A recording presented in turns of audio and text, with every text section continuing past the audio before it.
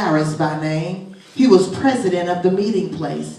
He fell at Jesus' feet and begged him to come to his home because his 12-year-old daughter, his only child, was dying. Jesus went with him, making his way through the pushing, jostling crowd. In the crowd that day, there was a woman who for 12 years had been afflicted with hemorrhages. She had spent every penny she had on doctors, but not one had been able to help her. She slipped in from behind and touched the edge of Jesus' robe. At that very moment, her hemorrhaging stopped.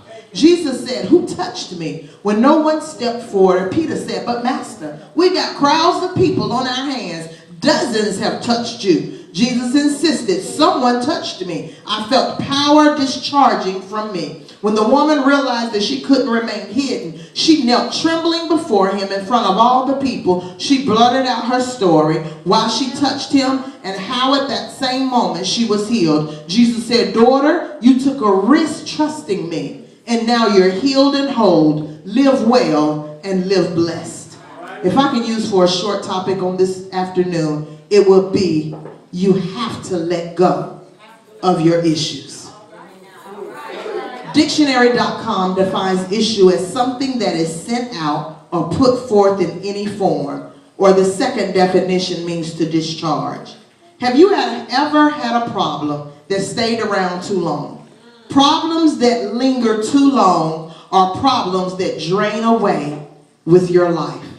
And that is what happened to this no-named woman with the issue of blood that we read about. She had social issues. She had body issues. She had marital issues. She had emotional issues. And she had financial issues. So many times people don't identify us by our name. They identify us by our issues.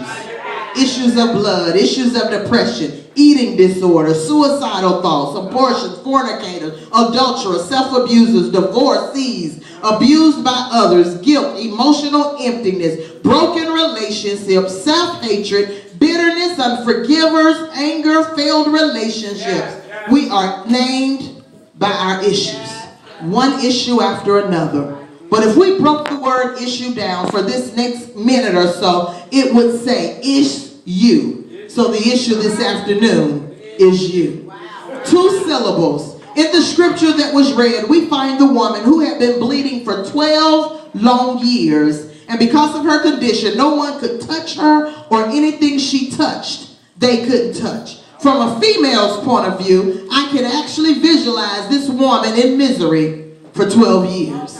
We also know she kept the issue bottled up on the inside of her for 12 years. While studying, God took me to some other women that had issues as well. And Eve, even though she was the mother